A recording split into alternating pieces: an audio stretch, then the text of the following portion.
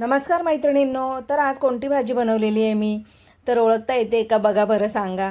तर आज मी बनवलेली ही पापडांची भाजी, म्हणजे उडदाचे पापड असतात ना त्याचीच ही मी भाजी बनवलेली आहे. तर यासाठी मी 2 कांदे घेतले मध्यम साईजचे, ते बारीक बारीक कट करून घेतले. त्यानंतर टोमॅटो आहे एक मोठा, तोही मी असा चिरून घेतला. त्यानंतर पापड आहेत, ते 4-5 पापड आहेत, 5-6 ते मी असे भाजून घेतले. त्यानंतर कढईमध्ये 2.5 चम्मच तेल घेतलं, राई जिरे टाकले.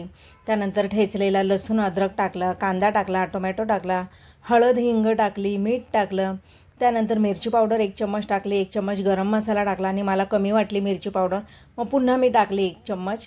त्यानंतर मी ही अर्धी वाटी दही घातलं, थोडंसं पाणी घालून त्याला शिजत ठेवलं मसाल्यांना. आणि इकडे पापड आहेत ते मी भाजलेले त्यांना तोडून घेतलं.